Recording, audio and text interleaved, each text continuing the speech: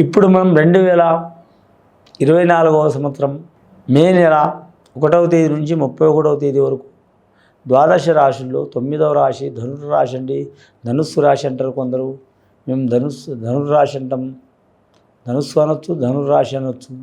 ధనుర్రాశి వారి జ్యోతిష బలం ఎలా ఉందో, భూత భవిష్యత్తు వర్తమానం ఎలా ఉందో, గవ్వల శాస్త్ర ప్రకారం వారి శుభయోగం అశుభయోగం ఎలా ఉందో చూద్దామండి. గవ్వలేసి ఈ గవ్వల శాస్త్రాన్ని లఘుడ ప్రశ్న శాస్త్రం అంటారు, అలాగే చింతామణి శాస్త్రం అంటారు. ఆ 9 గవ్వలు వారి పేరు మీద వేసండి, వాటిని లెక్కబెట్టి వారి జాతక బలం ఎలా ఉందో చూద్దామండి. మే నెల 1వ తేదీ నుంచి 31వ తేదీ వరకు 2024వ సంవత్సరం ధనుసు రాశి వారి పేరు మీద గవ్వలేసి చూద్దామండి.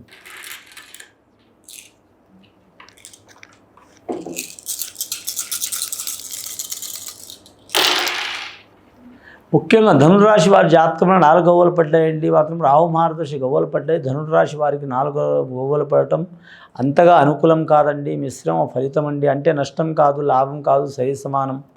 వీరి జాతకంలో చూడాలంటే విద్యాపరంగా, వైద్యపరంగా వీరు చదువుకోకపోయినా కూడా మాత్రం ఖచ్చితంగా మాత్రం లోకం తీరు, సమాజపరమైన తీరు, ఎవరితో ఎలా ప్రవర్తించాలో, పిల్లలతో, పెద్దలతో, అయిన వారితో, కాని వారితో, స్త్రీలతో, పురుషులతో, బయటి వారితో, శత్రువులతో, ఎవరితో ఎలా ఉండాలో వీరికి మాత్రం పెద్దలు నేర్పిన సంస్కారం చాలా వరకు ఉంటుందండి వీరి పేరు మీద. కానీ వీరి జాతకానికి చూడాలంటే మాత్రం,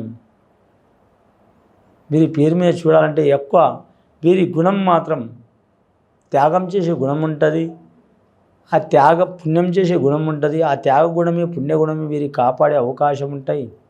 దయ్యం, భూతం, మంత్రం, తంత్రం, చెడుపు, చేతబడి వీరికి పారదు. కానీ మాత్రం దృష్టి దోషం ఏ రాశి వారికి, ఏ నక్షత్రం వారికైనా వదిలిపెట్టదు. ఆ పరమశివుడికి సాక్షాత్ శ్రీ వెంకటేశ్వర స్వామికి, కలియుగ శ్రీ వెంకటేశ్వర స్వామికి నరదృష్టి తొలగలేదండి. కాబట్టి నరదృష్టి చాలా ఉంది, జాగ్రత్తగా ఉండాలి. విద్యార్థులకు విద్యలో మాత్రం తిరుగు ఉండదు. కానీ మాత్రం గవర్నమెంట్ ఉద్యోగస్తులు చెప్పాలంటే రెవెన్యూ రంగం వారికి కలిసి వచ్చే అవకాశం ఉంటుంది. కానీ రొడ్ల భవనాల శాఖల వారికి ఇబ్బందులు వస్తాయి. అలాగే వాటర్ అంటే నీటి పారుదల శాఖ వారికి ఇబ్బందులు వచ్చే అవకాశాలు ఉంటాయి. అలాగే మాత్రం రైల్వే రంగం వారికి ఇబ్బందులు వస్తాయి. ఆర్టీసీ రంగం వారికి అయితే అతలకుతలం ఉంటుంది. రాజకీయ నాయకులకైతే ఇక చెప్పొద్దు. ముందు చూస్తే నొయ్యి, వెనక చూస్తే గొయ్యి అన్నట్టు ఉంటుంది. ముఖ్యంగా మాత్రం కక్కలేక మింగలేక ఉంటుంది. ఈ రాజకీయ రంగంలో నడిచేవారి కనీసం మాత్రం ముఖ్యంగా మాత్రం వారు అనుకున్నది ఒకటి ఉంటే అయ్యేది ఒకటి ఉంటుంది. జీవితం వడ్డించిన విస్తరాకి కాదండి, చాలా వరకు జీవితం పూలపాన్పు కాదండి, ముళ్ళబాట.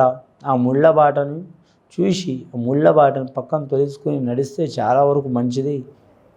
ముఖ్యంగా ఈ ధనుస్సు రాశి వారు ఆ ముళ్ళబాటను చూసి నడుస్తారు కాబట్టి చెప్తున్నా. ఈ రాశి వారే కాదు, ప్రతి రాశి వారు, ప్రతి నక్షత్రం వారు పాటించడం చాలా మంచిది. ఇది నా వాక్యం కాదు, నా మనసులో వస్తున్న వాక్యం కాదు. ఇది శాస్త్ర ప్రకారమైన పెద్దలు మన మహారాష్ట్రులు చెప్పిన వాక్యం కాబట్టి నేను మీతో చెప్తున్న తప్ప నా అభిప్రాయం ఏం కాదు. నేను పెద్ద గొప్పవాడిని కాదు, అతి సామాన్యమైన మానవుడిని, 4 మాటలు చెప్పేవాడిని.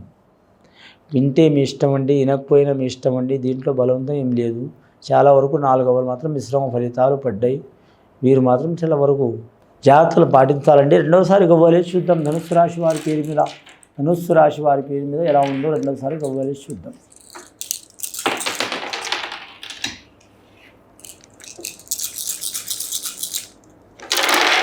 ధనుస్సు రాశి వారి పేరు మీద రెండవసారి గవ్వలేస్తే పడ్డాయండి. 3 గవ్వలు పడ్డాయి. ఆ సరస్వతి మాతనే కరెక్ట్ మాత్రం పుట్టింది మాత్రం మూలా నక్షత్రంలో పుట్టింది. మూలా నక్షత్రంలో పుట్టిన వారికి మాత్రం విద్యాపరంగా, వైద్యపరంగా, ఆరోగ్యపరంగా, సంతానపరంగా అన్నిట్లో కలిసి వచ్చే అవకాశం ఉందండి. కానీ ముఖ్యంగా 3వ తేదీ, 30వ తేదీ, అలాగే 21వ తేదీ, అలాగే వీరి జాతకంలో చూడాలంటే మాత్రం 12వ తేదీ పుట్టిన వారికి అద్భుతమైన యోగం ఉంటుంది. అలాగే డిసెంబర్ నెలలో పుట్టిన వారికి అద్భుతమైన యోగం ఉంటుంది. మూల నక్షత్రం ధనురాశిలో పుట్టిన వారికి తిరుగు ఉండదు. వివాహం మాత్రం పెద్దల సనాతన ధర్మం ప్రకారం చేసుకునే అవకాశం ఉంటుంది. ఇష్ట ప్రకారం వివాహం చేసుకోవాలనుకునే వారికి కానీ 100లో 20% మాత్రమే అయ్యే అవకాశం ఉందండి. 80% ఇబ్బందులు వచ్చే అవకాశం ఉంది. ఏరే దేశం, ఏ రాష్ట్రం, ఏ ప్రాంతం వెళ్ళే అవకాశం ఉంది. ఈ నక్షత్ర బలంలో పుట్టినవారు, ఈ రాశి బలంలో ఈ గడియలో పుట్టినవారు గొప్ప గొప్ప న్యాయవాదులు, గొప్ప వక్తలు, గొప్ప రంగంలో ఉండేవారు, మేధావులు, అలాగే మాత్రం సనాతన ధర్మం పాటించేవారు, నలుగురిని బుద్ధి చెప్పేవారు. అలాంటి యోగం ఉంటుంది. పువ్వు పుట్టంగానే పరిమళించినట్టు వీరు పుట్టినప్పటి నుంచి మాత్రం విద్యాస్థానం చాలా ఉంటుంది. కానీ మాత్రం తండ్రి చెప్పిన విద్య ఉంటుంది, తల్లి చెప్పిన బుద్ధి ఉంటుంది, అలాగే గురువు చెప్పిన బుద్ధి ఉంటుంది. మాతృదేవోభావ, పితృదేవోభావ, ఆచార్య దేవోభావ అన్నారండి. 4వ దేవోభావ ఎవరంటే అతిథి దేవోభావ. అతిథి దేవోభావతో కూడా వీరు సహకరిస్తారు. ఇంటికి శత్రువు ఇచ్చినా కూడా మాత్రం మంచినీళ్ళు అమృతం లెక్క ఇచ్చే గుణం ఉంటుంది వీరికి.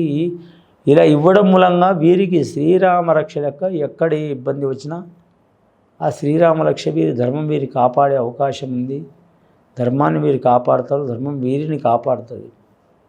అలాగే అన్ని రాసుల వారు కూడా అలాగే ఎక్కడో ఒక్కడ పొరపాటు చేస్తూనే ఉంటారు కాబట్టి మనం ధర్మాన్ని కాపాడటం చాలా వరకు మంచిది. రెండవసారి గవ్వలేసి మూడవసారి గవ్వలేసి చూద్దామండి. ఇప్పటివరకు అయితే 7 గవ్వలు పడ్డాయి. ఎలా ఉందో చూద్దాం ధనుస్సు రాశి వారికి.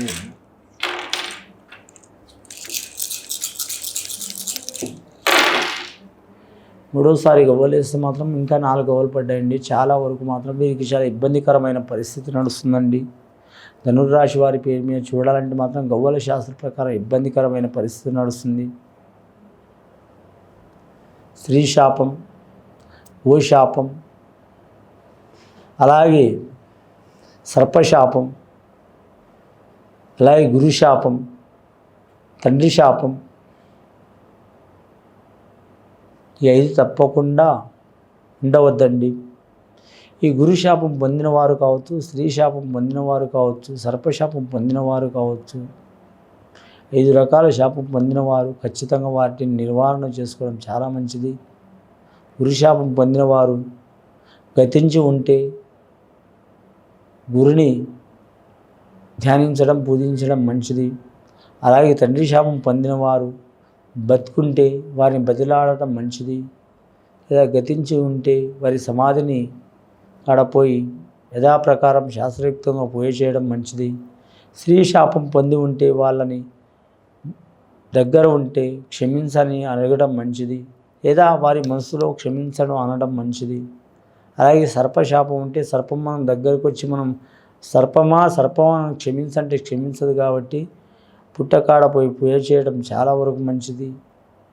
చాలా వరకు శుభయోగాలు అయితే వీరి మీద ఉన్న దోషాలు, చిక్కులు, చికాకులు, ఈ 5 శాపాలు ఉంటే ఏమవుతుందంటే సంతానంలో దరిద్రం, సంసారంలో దరిద్రం, ఆరోగ్యంలో దరిద్రం, కుటుంబంలో దరిద్రం, ముఖ్యంగా సర్పశాపం మాత్రం కొన్ని తరాలు ఉంటుంది కాబట్టి మాత్రం సర్పదోషాలు ఉన్నవారు మాత్రం ఖచ్చితంగా సుబ్రహ్మణ్యేశ్వర స్వామి ఆరాధన చేయటం.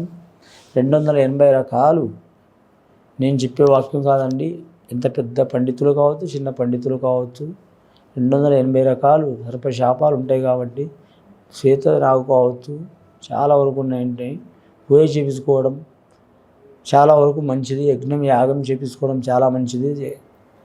సద్బ్రాహ్మణులతోని ఇది విని చూసి ఆచరించే వారికి చాలా వరకు శుభ ఫలితాలు కలుగుతాయండి. శుభం భూయాత్.